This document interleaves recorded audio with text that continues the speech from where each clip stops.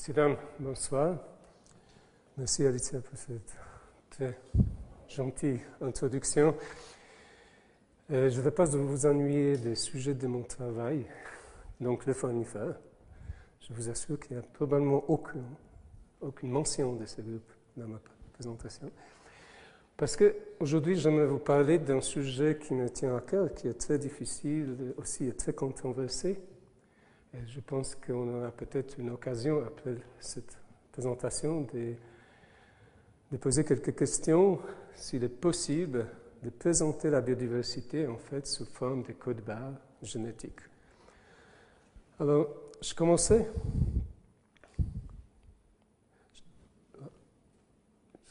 ma présentation par cette définition de biodiversité donnée par Edward Wilson en 1986, où Wilson dit que la biodiversité, c'est la totalité de toutes les variations de tous les vivants. Donc en fait, c'est un peu la définition où on peut tout mettre. C'est clair, c'est aussi une définition qui permet d'englober à la fois les variations génétiques, morphologiques, et qui inclut aussi les organismes qu'on connaît, les animaux, les plantes, mais aussi d'autres organismes qu'on connaît beaucoup moins. Et c'est ça, en fait, un peu la raison de ma conférence aujourd'hui, c'est de parler de la biodiversité globale. Donc vraiment d'avoir une vision de tous les organismes, pas seulement ces organismes très très bien connus qui nous entourent, qu'on voit, qu'on connaît relativement bien. Et je vais revenir, Alicia en a parlé déjà, je vais aller à Carl von Linné, qu'on peut considérer comme un père de la taxonomie, donc cette science de classification du vivant, mais en s'intéressant surtout au nombre d'espèces qu'il a décrit, et aussi parce qu'il a fait une des premières tentatives de faire un inventaire de biodiversité en guillemets global. À l'époque, son système naturel inclut environ 7000 espèces végétales et environ 4000 espèces animales. C'est peu, on pourrait dire, mais c'était quand même beaucoup à l'époque pour un seul homme qui peut former toutes ces espèces dans un inventaire, dans un catalogue.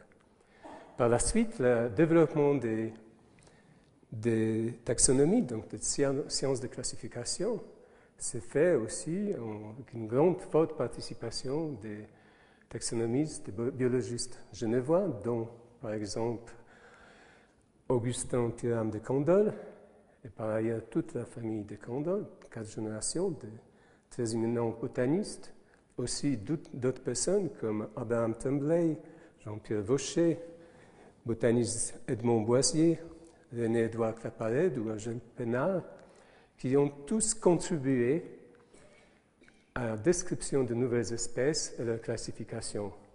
Autant plus que aussi d'autres contribuent, d'autres chercheurs des muséums d'histoire naturelle de Genève ou des jardins botaniques de Genève, pour constituer une sorte d'inventaire de la biodiversité. On peut dire qu'actuellement, on connaît environ 1 400 000 espèces. Et comme vous pouvez voir sur ce graphique, toute notre diversité, en fait, elle est composée en grande partie des insectes. Les insectes forment environ 2 tiers de toutes les espèces décrites. Donc, on pourrait dire que la vie sur Terre, en fait, est dominée par les insectes. En tout cas, dans cette version cataloguée. Aussi, d'autres animaux, environ 250 000 d'autres animaux, ou de plantes, on connaît environ 270 000. Mais ce qu'on aussi remarque dans cette liste des espèces, qu'en fait, certains groupes sont très peu représentés, comme par exemple les unicellulaires, les protozoaires, les champignons, les algues, et aussi les bactéries, les virus, qui ont un nombre d'espèces relativement petit. Principalement, ça vient du fait que en tout cas la grande partie des classifications, des descriptions de nouvelles espèces étaient focalisé sur un certain groupe d'organismes, principalement de grande taille qu'on connaît le mieux.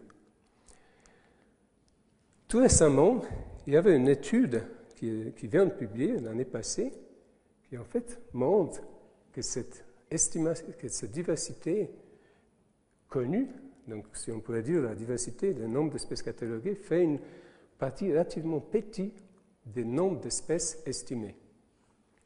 On voit ici qu'on pense qu'il y a au moins 10 fois plus d'espèces d'animaux et peut-être au moins 2 fois plus d'espèces de champignons. Par contre, on pense que peut-être les espèces des plantes vasculaires sont relativement bien connues, c'est peut-être le seul groupe avec les vertébrés pour lesquels on ne s'entend pas à trouver de nouvelles espèces.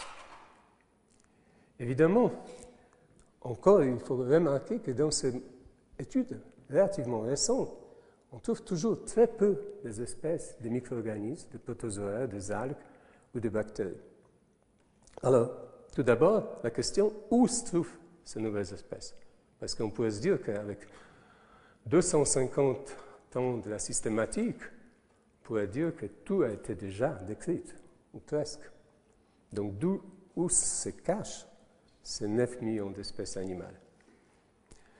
Principalement, on pense qu'il y a beaucoup d'espèces qui vivent dans la canopée des forêts tropicales. Le nombre d'espèces est estimé à environ 5 à 6 millions, dont la plupart sont inconnues, qui ont échappé à nos connaissances principalement parce que la voie d'accès est très difficile. La même chose concerne un autre habitat qui est très très difficile d'accès, ce sont les fonds des océans. Malgré l'image que vous voyez ici, qui représente le fond de l'océan comme une sorte de désert, où on ne voit pas vraiment beaucoup de choses, la diversité dans ces plaines abyssales, qui couvrent quand même 3/4 de la surface de la Terre, est très très grande. Ici, il y a un exemple des crustacés qui vit au sous-terre des galatées, connues sous le nom de galatées yeti, une des nouvelles espèces trouvées au fond de l'océan en 2005. Donc, il y a toujours une grande partie de biodiversité qu'on peut chercher, mais principalement dans ces habitats peu connus. En plus, il ne faut pas oublier aussi ce qu'on appelle les espèces cryptiques. En fait, quelque part, les espèces jouent en cache-cache avec les taxonomistes. C'est-à-dire, certains d'entre eux peuvent être morphologiquement identiques, mais génétiquement très différents. Par exemple, ce qui est assez étonnant d'apprendre qu'une girafe, que quand même tout le monde sait la reconnaître, n'est-ce pas, cache en fait au moins 6 populations différentes, génétiquement différentes, qui habitent des localités, des régions différentes en Afrique, mais qui diffèrent très peu. En fait, seulement, et certaines populations ont le dessin de la peau légèrement différent. Donc, on pourrait imaginer, théoriquement, si toutes les espèces animales sont comme la girafe, on pourrait déjà multiplier le nombre d'espèces par 5 ou 6. Un autre aspect de cette diversité cryptique se cache dans les origines de la vie, dans, si vous voulez, l'arbre du vivant. Si vous regardez ce dia, vous trouvez que les animaux ou les plantes, qu'on trouve ici, les plantes ou les animaux, sont de toutes petites branches de l'arbre du vivant. Ici, on observe seulement l'arbre de ce qu'on appelle les eucaryotes, les organismes en noyau, sans bactéries. Et on voit que cet arbre est composé d'une immense diversité d'organismes unicellulaires, et seulement dans certains cas, ces organismes ont donné l'origine à des organismes qu'on connaît, qui sont macroscopiques, qui sont visibles. Donc, quelque part, la vie, la véritable biodiversité génétique se cache dans les organismes qu'on ne voit pas. Donc, pour assumer cette petite introduction, je me demandais si on ne pourrait pas présenter la biodiversité globale comme un iceberg, en fait, où la partie émergée, c'est ces espèces cataloguées, ces espèces qu'on connaît, qu'on trouve dans le musée. Par contre, la partie immergée, c'est toutes ces espèces qui sont présentes dans les habitats mal connus, pas encore explorés, ces espèces cryptiques qui se cachent un peu dans les autres espèces, dans ces espèces cataloguées, et aussi et surtout les unicellulaires, les algues, les protozoaires, les champignons, sans oublier les bactéries. Je n'en ai pas donné des exemples, mais une étude récente des bactéries dans les corps humains fait rapporter qu'il y a au moins quelques centaines d'espèces différentes dans notre corps. Donc, de nouveau, si on pense que ces espèces sont spécifiques, on peut très bien imaginer que pratiquement chaque espèce animale porte plusieurs centaines d'espèces de bactéries. Alors, combien d'espèces y a-t-il sur Terre? C'est très difficile de répondre à cette question. Certainement plus qu'1 million, probablement 10 millions, mais peut-être 100 millions si on tient compte de certaines bactéries. Et si on pense inclure aussi les virus parmi les organismes vivants, à ce moment-là, certainement plus qu'1 milliard. Alors, est-ce qu'on peut, humainement, est-ce qu'il est possible de décrire la biodiversité globale? Et comment la faire? C'est ça le problème principal. Comment? Parce que la question, c'est qu'on peut trouver toutes ces espèces, mais comment les identifier? Comment savoir qu'une espèce est différente de l'autre? Je vous montre cet exemple, je trouve assez intéressant de voir quelles sont nos capacités d'identification des espèces. On pense, certaines études disent, vous pouvez identifier, un homme est capable d'identifier environ 1000 espèces. Je pense que ça, c'est déjà beaucoup. Mais ce qui est très intéressant, c'est que les enfants, l'étude menée en Angleterre sur les enfants de 8 ans, montre qu'ils étaient capables d'identifier une centaine d'espèces de Pokémon. Par contre, curieusement, ils n'étaient pas capables d'identifier les espèces de la faune locale ou flore locale. Alors, il y a un problème. Évidemment, on ne peut pas attendre des enfants de 8 ans d'avoir des compétences d'un taxonomiste du musée du jardin botanique. Mais on peut quand même penser qu'en fait, tous les problèmes existent dans le sujet d'intérêt des personnes.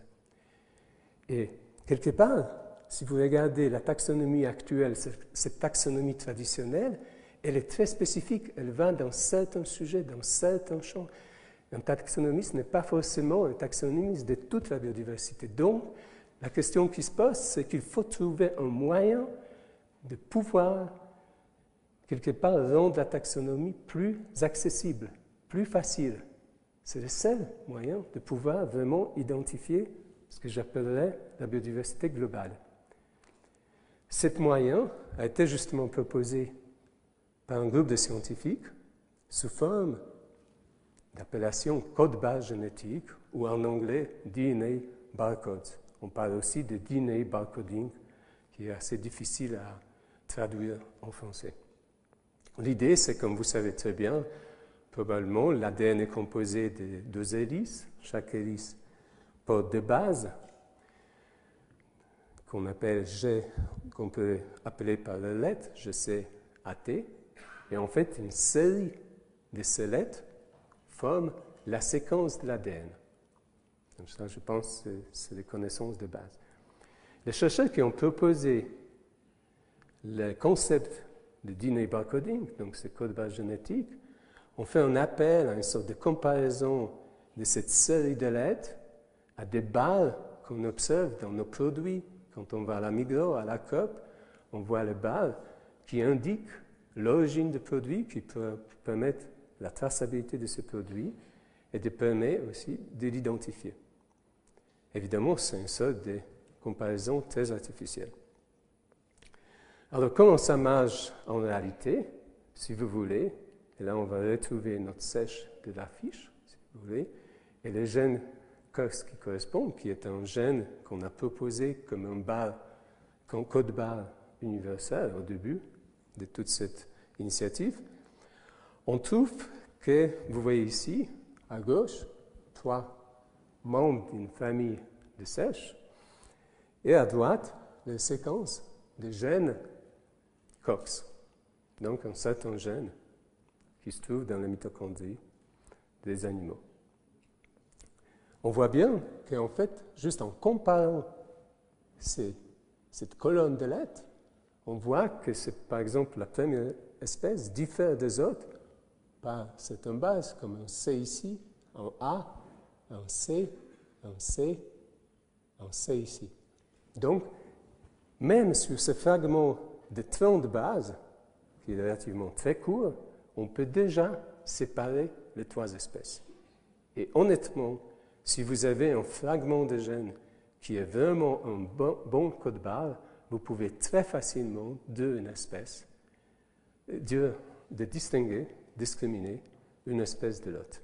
Et on voit que, par exemple, 2 espèces, Sepiolata et Optimina, les séquences sont beaucoup plus, mais on a quand même certaines différences.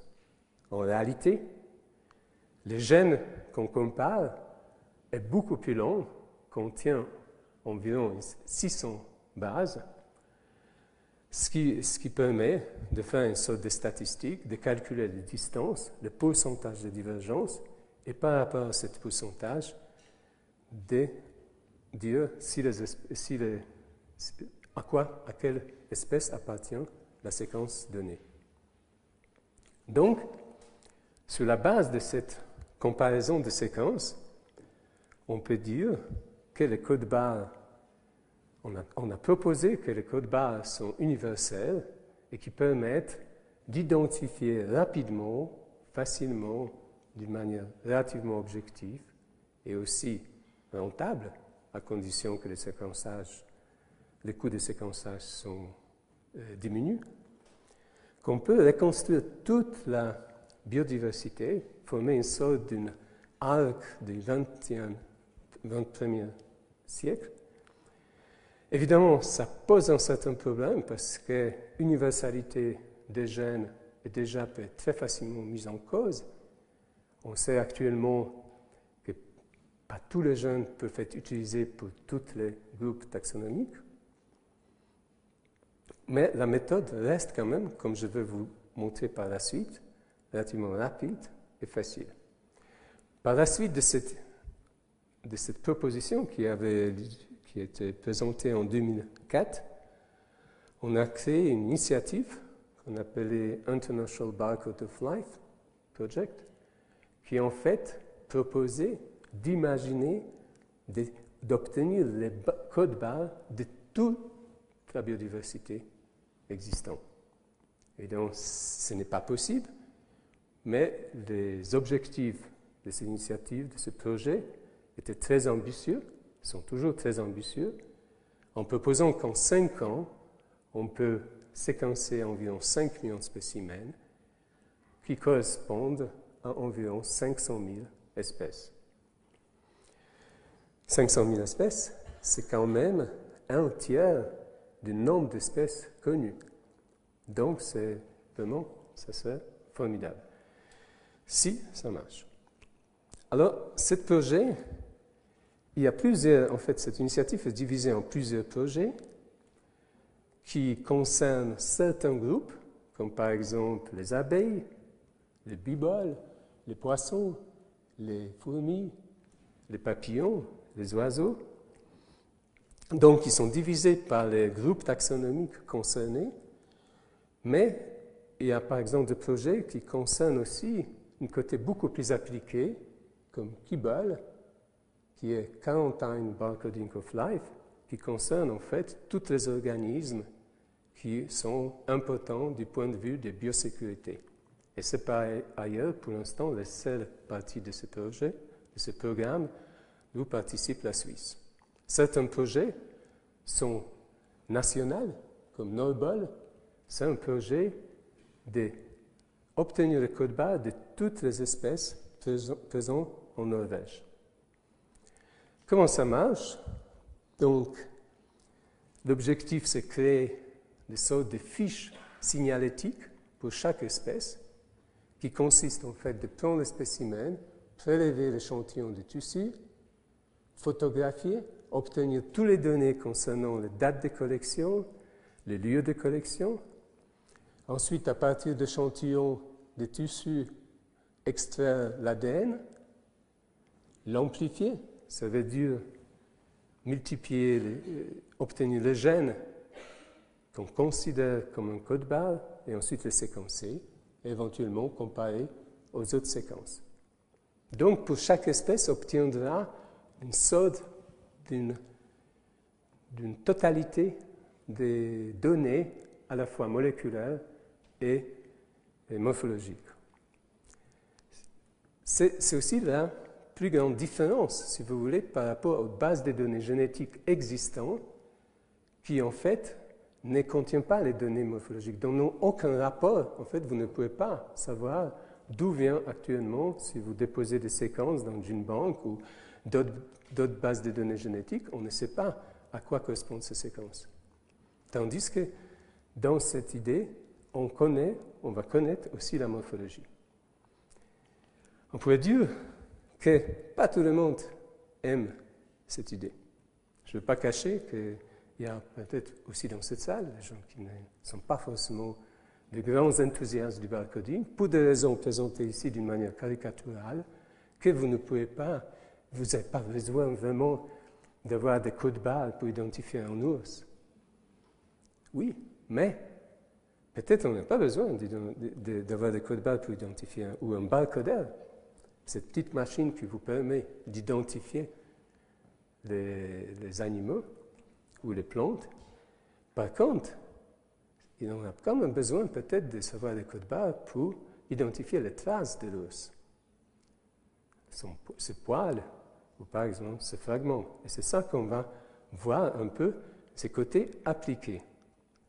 Parce que c'est là où le barcoding devient peut-être le plus intéressant, c'est par ces côtés appliqués.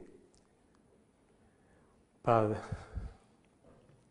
ces applications qui sont relativement bien connues pour le contrôle des produits agroalimentaires, mais aussi par la protection des espèces menacées, identification des espèces invasives ou gestion des écosystèmes, inventaire de la biodiversité. Je commençais, par exemple, peut-être le plus connu, c'est celui qui concerne ce qu'on mange. On a pas mal d'exemples aussi en Suisse. Cet exemple vient des États-Unis et concerne une petite étude faite par les chercheurs du Muséum d'histoire naturelle de New York avec l'aide des collégiens qui ont allé dans une trentaine de restaurants à New York. Ils ont pris le sushi et ils ont extrait l'ADN de ce sushi pour ensuite identifier d'où venait la chair de poisson qui faisait partie des sushis, qui était en principe, ce que vous pouvez voir ici, présenté dans le menu comme le thon, présenté par les garçons comme différents types de thon, et qui se révèle, curieusement, pas du tout ce qu'on s'attendait. Ce qui est assez intéressant, c'est parfois les sushis les plus chers, celui à $9, n'est pas du tout des thons, mais des escoliers. Je pense que escola s'appelle escolier en français, c'est une sorte de maquereau qui en plus contient des toxines. Donc, il est même dangereux pour la santé. Et ça, c'est le cas aussi, on voit bien que ce type de poisson est très souvent utilisé pour le sushi. On voit aussi que dans certains cas, c'est une espèce menacée, en danger, qui était utilisée. Donc, à la fois, on a un problème de biosécurité et le problème de conservation de nature qui peut être connu. Et on voit que c'est absolument incroyable jusqu'à où on peut aller dans une sorte d'étiquetage erroné des produits, surtout dérivés de poissons ou de fruits de mer. Vous pouvez voir qu'une autre étude, publiée l'année passée, à Dublin, a montré que 80% des poissons sont mal étiquetés. Vous pouvez dire, évidemment, ça nous concerne, notre santé, en quoi ça concerne la biodiversité? Ben, ça concerne quand même. Parce que si tous ces poissons sont mal identifiés, vous ne pouvez plus faire de suivi de stock de poissons, vous ne pouvez plus savoir quelles sont les espèces à protéger et vous n'avez aucun contrôle de ce qui se passe dans le marché de poissons. Une fois que le poisson change, qu'il devient un fish and chips, il n'y a plus de possibilités de savoir. Donc, c'est un problème véritablement très, très important, pas seulement pour nous, pour notre santé. Il faut aussi dire qu'il y a pire que le poisson. C'est ce qu'on appelle la viande de brousse, ou bushmeat. En une semaine, à l'aéroport de Roissy, on a prélevé environ 500 kilos de la viande de brousse, dont la moitié était identifiée comme provenant des espèces protégées. Dans cette étude, dans l'aéroport, c'était identifié sans le code barre. Par contre, dans cette étude que je vous montre ici, était effectuée en utilisant le code barre génétique. Les chercheurs, de nouveau, du Musée d'histoire naturelle de New York, ont pris des fragments des animaux qui sont envoyés dans les colis aux États-Unis et ils les ont identifiés en se focalisant surtout sur le primate, parce que beaucoup de ces fragments concernent le primate, et en trouvant même un chimpanzé, plusieurs babouins et d'autres singes. Et en plus, d'autres études des mêmes fragments ont montré que certains fragments contenaient des virus de herpès ou même des virus du sida. Donc, à la fois, on est en situation où on ne contrôle pas ce qu'on mange, mais aussi on ne contrôle pas des sources de contamination potentielle. Donc, à la suite de toute cette série, l'année passée, le gouvernement américain a décidé d'inclure le code barre génétique dans une sorte de mesure de protection pour la biosécurité. Il y a d'autres aussi exemples dans d'autres domaines qui concernent aussi quelque part notre alimentation, comme par exemple cet papillon qui, depuis 2006, attaque les vignobles italiens et qui jusqu'à maintenant a été connu en Amérique. L'étude génétique a montré que le papillon en question est en fait identique au papillon qui vit aux États-Unis. Et aussi, ce qui est très important, c'est que l'étude génétique permet d'identifier les différents stades de vie de ces papillons. Donc même si le papillon lui-même peut-être a été décrit et est possible d'identifier morphologiquement, c'est très important d'avoir des données génétiques pour pouvoir suivre le cycle de vie et identifier certaines formes qui sont beaucoup plus difficiles de voir ou déterminer morphologiquement. Une autre approche, c'est notre exemple encore plus particulier, c'est ce qui se passe avec certaines espèces invasives. On observe que ces espèces, comme par exemple la coccinelle asiatique, fait disparaître d'autres types de coccinelles natives. Dans ce cas-là, les coccinelles à 2 points ou à 10 points. Donc, on a pensé que ça se passe uniquement par la compétition, que la coccinelle asiatique est beaucoup plus vorace, si vous voulez, et se reproduit beaucoup mieux. Maintenant, une étude des contenus stomacaux de l'estomac de larves de coccinelle asiatique a permis de voir qu'en fait, larves de coccinelle asiatique mangent des autres coccinelles. Ça a été fait en utilisant justement des marqueurs génétiques qui permettent de distinguer les 2 autres coccinelles. Et cette étude a été effectuée en Angleterre en collaboration avec Agroscope Suisse. Il faut ajouter peut-être, c'est que, je ne sais pas si tout le monde sait, qu'en fait la coccinelle asiatique, qui est actuellement considérée comme une espèce invasive en Angleterre, a été importée en Europe principalement comme une source de lutte biologique contre le moucheron. Donc, quelque part, nous-mêmes, nous avons importé cette espèce pour ensuite la trouver dans une situation très, très mauvaise. Et ensuite, mon dernier exemple de détection des espèces invasives fait appel à une étude encore très différente. C'est la détection de l'ADN de l'espèce dans l'eau.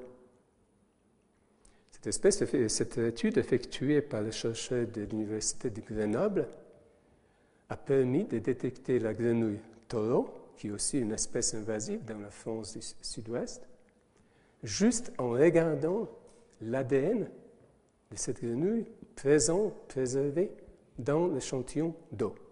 Donc à gauche de ce graphique, vous avez en point noir le site où la grenouille était détectée d'une manière classique par les observations, et à droite, vous avez des points où elle était détectée par son ADN. Et on voit qu'en fait, que la détection par l'ADN est beaucoup plus efficace. Et souvent, d'ailleurs, elle était confirmée par la suite par les observations de grenouilles vraiment dans les endroits. Toute cette, si vous voulez, étude est basée sur le fait que contrairement à ce qu'on a pensé et ce qu'on m'a toujours appris à l'école, l'ADN ne se dégrade pas. Et en fait, l'ADN, par exemple, des poissons peut rester dans l'eau plusieurs jours. Ici, dans le cas de grenouilles, l'ADN, on a fait des études qui montrent que l'ADN était préservé dans l'eau pendant 3-4 jours. Donc, on peut très bien prendre l'échantillon de l'ADN et ensuite chercher les composants des organismes qui se trouvent dans ces échantillons. Et ça fait penser à un certain type d'analyse qu'on appelle actuellement metabarcoding, qui consiste justement à prendre des échantillons de l'environnement, de l'eau, du sol, des sédiments, extraire de l'ADN, et dans cet ADN, en fait, on trouve le mélange de toutes les espèces présentes dans l'environnement. Ensuite, à partir de cette méthode, on peut soit détecter spécifiquement certaines espèces ou certains groupes d'organismes, c'est le cas de la grenouille, par exemple, ou on peut analyser la biodiversité globale, donc toute la communauté d'espèces qui se trouvent dans l'échantillon donné. C'est ce que je vous montre ici. En fait, il faut savoir que toute cette approche est principalement possible grâce à l'utilisation des séquençages à haut débit. Donc des séquençages qui produisent des millions de séquences. Ceci n'est pas un ciel étoilé. Chaque point sur cette image correspond à une séquence. Il se présentait comme ça. Vous pouvez donc imaginer que pour la première fois, en fait, on est capable de prendre un échantillon de mélange d'ADN et de trouver tout, en tout cas théoriquement, trouver tous les ADN qui sont présents dans un environnement. Je pense que c'est une véritable révolution, si vous voulez, du point de vue des études de l'environnement, parce qu'elle permet, pour la première fois, sans aucune culture, sans aucun effort, d'obtenir un inventaire global de la biodiversité. Et ce genre d'études, qui par exemple, évidemment, ouvrent des perspectives énormes, sont par exemple, si vous connaissez l'expédition de Tara, qui a été largement couverte par les médias français, c'est justement une expédition qui prend les échantillons de plancton marin pour sortir tout l'ADN et ensuite identifier les organismes qui se trouvent dans ce milieu. Ce n'est pas étonnant, en fait, ça c'est les résultats qui sont non publiés, une partie des résultats de cette expédition montre en fait que la majorité des séquences sont indéterminées et on trouve cette situation dans pratiquement toutes ces études de ce qu'on appelle le metabarcoding. Donc ça veut dire qu'on ne peut pas déterminer ces séquences parce qu'on ne connaît pas ces organismes. Il y a à peu près 80 à 90% de séquences indéterminées.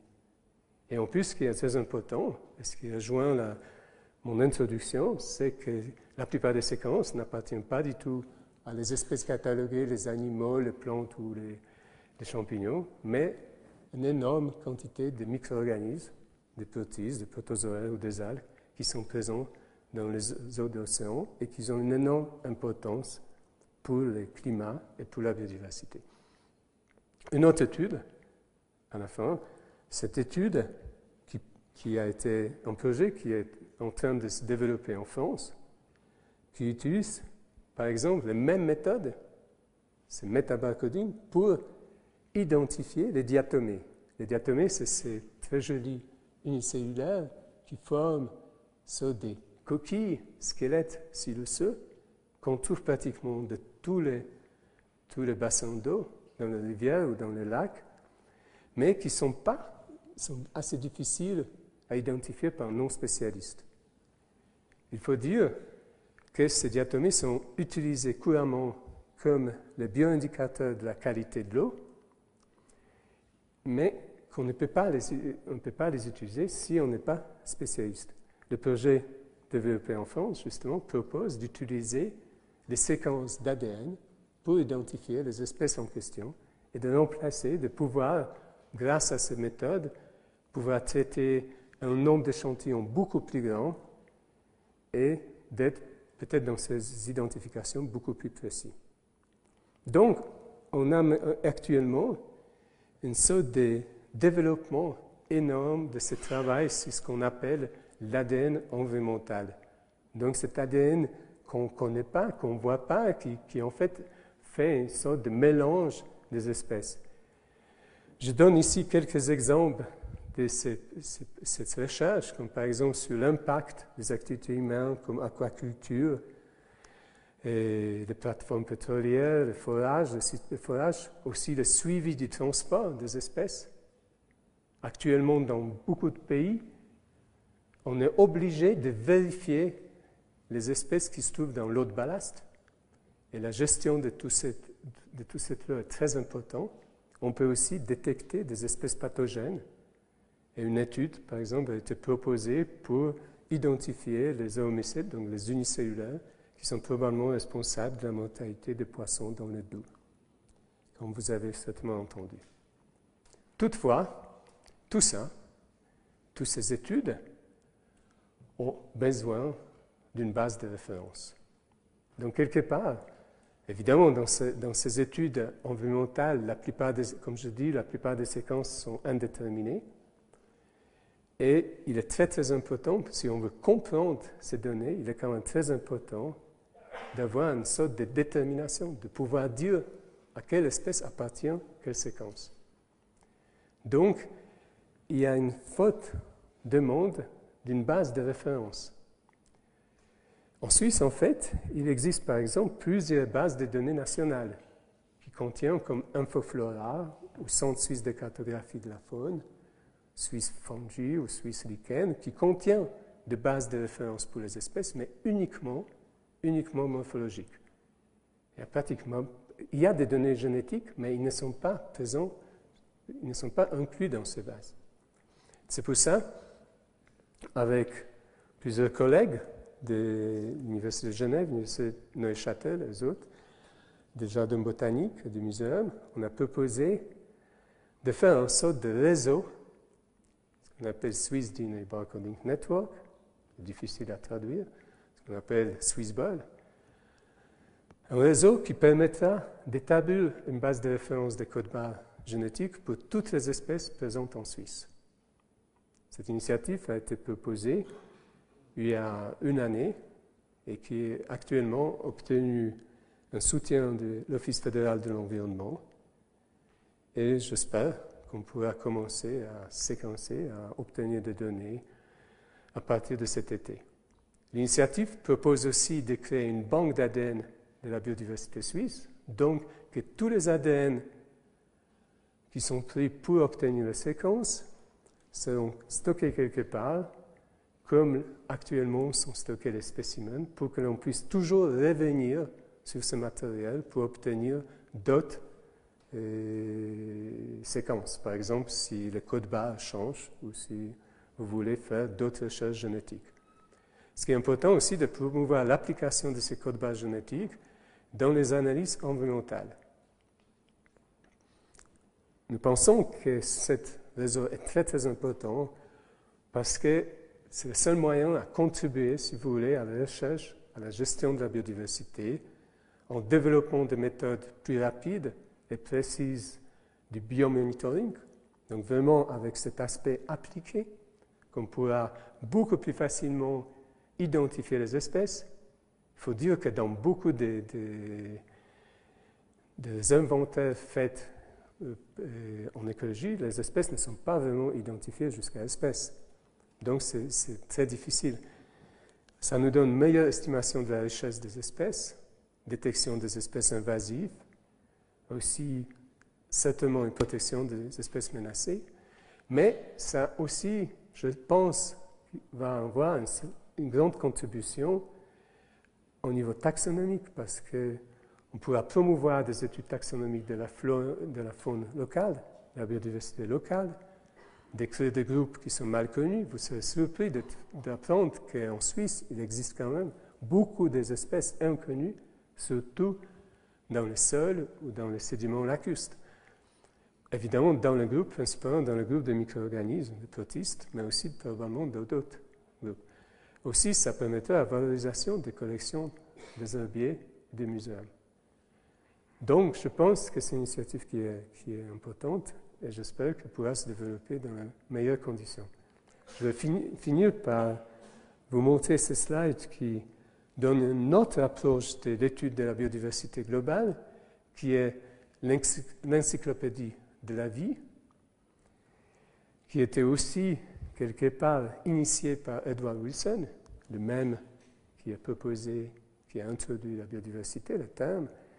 Et Edward Wilson a insisté sur le fait qu'il espère que ce catalogue, c'est une autre forme de catalogue, qui devait aussi contenir des données génétiques, va inspirer les nouvelles générations de biologistes à de développer des recherches sur la biodiversité pour mieux la comprendre et surtout pour la protéger. Merci beaucoup.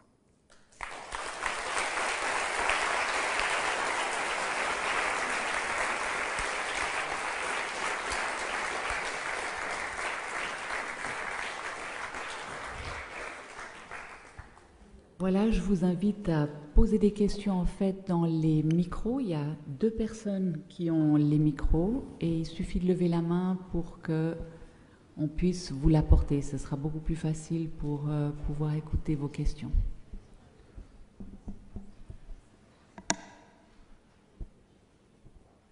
S'il y a des questions. Alors, ouais. Oui.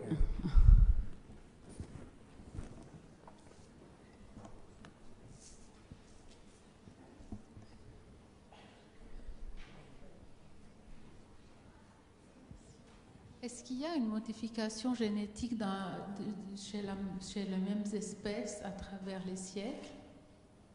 Est-ce que les espèces changent? Oui. Vous voulez dire? Oui, évidemment. Alors, les espèces changent. Tout ce que vous découvrez pendant vos études, là, comment on peut dire que cette espèce est la même que l'autre? Parce que vous travaillez dans un certain laps de temps récent qui est très court. Donc je pense que si on prend les espèces actuelles, on peut les séparer, on peut les distinguer, n'est-ce pas? Par contre, si on fait des études qu'on fait aujourd'hui, ce qu'on appelle la paléogénomie, où on regarde les espèces dans le temps, à ce moment-là, c'est clair que certaines espèces ont pu avoir des séquences d'ADN modifiées.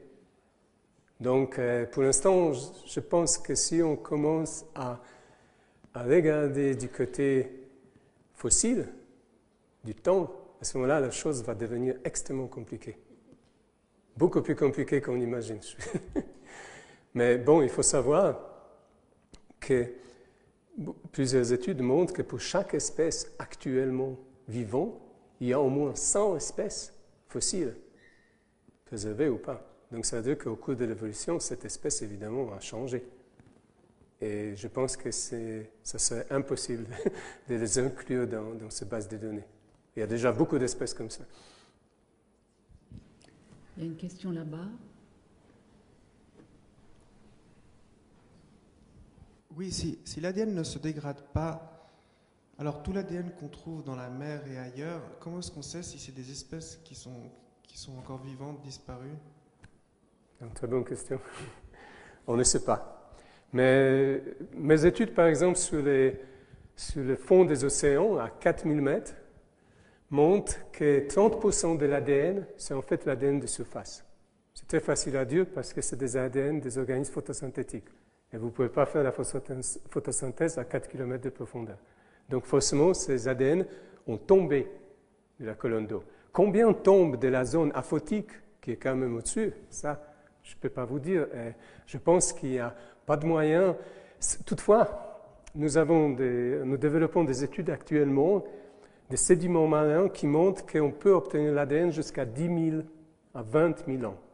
Donc l'ADN non seulement se conserve à la surface, mais se conserve aussi dans les sédiments qui compliquent encore plus, mais qui donnent aussi d'autres perspectives, évidemment. Donc, si vous voulez, si j'ai bien compris les études faites sur la grenouille, par exemple, on a fait les études dans un aquarium en y mettant des tétales, et ensuite en enlevant des tétales, et en regardant jusqu'à quel point l'ADN est conservé. Et on ne dépasse pas 3 jours. Donc cet ADN se dégrade quand même.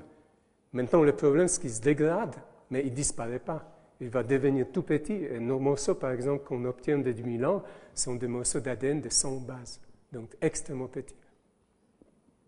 Mais c'est vrai que c'est ce qu'on appelle l'ADN extracellulaire et qui pose beaucoup de problèmes aux gens qui disons, essayent d'étudier ça.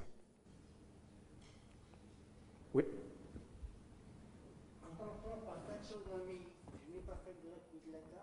Oui.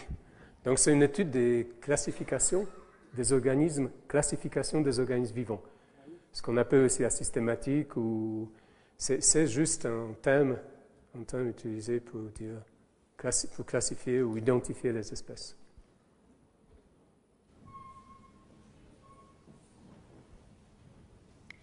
Alors moi j'avais une question en fait pour vous demander s'il existe des exemples de barcoding qui sont déjà faits en Suisse. Oui, absolument. En rapport avec des espèces particulières. Oui, il y a un projet qui vient d'obtenir un financement d'obtenir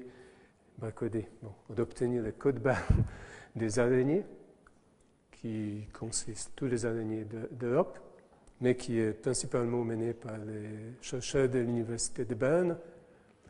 Il y a aussi d'autres projets qui sont menés par un autre groupe sur les amibes, sur le protozoaire. Je pense qu'il y a aussi pas mal d'études qui sont faites au Jardin botanique par Yamama Nasseri, ici présente, et d'autres études qui sont faites. Il faut dire que notre initiative, nous savons très bien qu'il y a beaucoup de données génétiques qui sont présentes. Et cette initiative de réseau, en fait, vise à, quelque part, les combiner dans une base de données. Parce que comme d'habitude, comme ça se fait très très souvent, chacun travaille, fait un projet, met ses ADN dans le frigo, et ensuite quand l'étudiant ou le doctorant parle, le frigo est vidé et les ADN disparaissent. Et c'est ça ce qu'on aimerait éviter. Et c'est aussi ça qui est le point important de toutes ces initiatives, pour pouvoir développer des banques des ADN qui vont conserver, préserver cet ADN, qu'on n'est pas obligé chaque fois d'aller chercher les espèces. Et si les espèces changent, comme dit la dame, à ce moment-là, c'est quand même bien, parce que peut-être dans 100 ans, nos espèces ici vont être différentes. Donc si une fois, il faut commencer à faire cette banque d'ADN le plus vite possible pour pouvoir faire des comparaisons par la suite.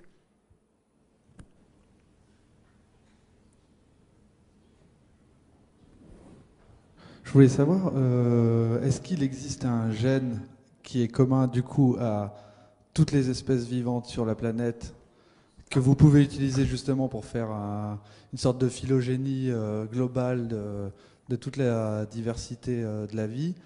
Et s'il n'existe pas, comment vous faites vous recréez un arbre phylogénétique en partant de séquences de gènes qui sont différents du coup, puisqu'ils ne sont pas tous présents chez les différentes espèces?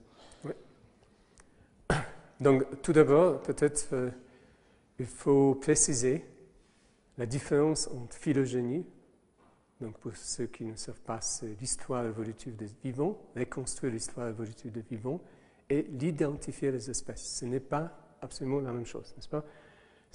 Ici, je parlais d'identification. Je suis phylogénéticien, mais les gènes qu'on utilise ici pour identifier les espèces ne sont pas forcément les mêmes qu'on utilise pour reconstruire l'histoire du vivant ou faire vraiment des classifications. Je dirais même qu'il ne faut surtout pas faire des classifications. Parce qu'il faut chercher un gène qui est tellement variable, n'est-ce pas, entre les espèces pour pouvoir les identifier et qui pas forcément ressemble à d'autres gènes dans d'autres organismes. Par contre, maintenant, ce qui se passe, si nous prenons un échantillon d'eau de l'océan, par exemple, évidemment, on aimerait avoir la biodiversité globale, donc savoir tout. Alors, c'est possible, il y a des gènes, comme par exemple les gènes ribosomiques, 18S de la petite sous-unité ribosomique, qui sont présents dans tous les organismes, y compris les bactéries. Donc, vous pouvez théoriquement faire d'identification là-dessus. Mais il faut quand même, en général, on sépare les bactéries, par exemple. On fait une recherche sur les bactéries avec des primers, donc des amorces spécifiques bactéries, et on fait une autre recherche sur les eucaryotes pour séparer. Mais dans notre étude, toutes les études de cet ADN et de l'environnement sont faites souvent sur les gènes ribosomiques parce que c'est le seul, en fait, qui vous donne la possibilité d'avoir aussi bien la diversité globale et aussi la séparation grâce à ces zones variables qui sont présentes, la séparation au niveau d'espèces. Donc, je dirais qu'il faut aller vers les gènes ribosomiques. Tous les autres, par exemple, gènes, celui que j'ai montré, sont des gènes des mitochondries. Mais pas tous les organismes ont des mitochondries, donc évidemment, il y a un problème. Vous avez montré tout à l'heure une anecdote charmante avec le grizzly et l'enfant.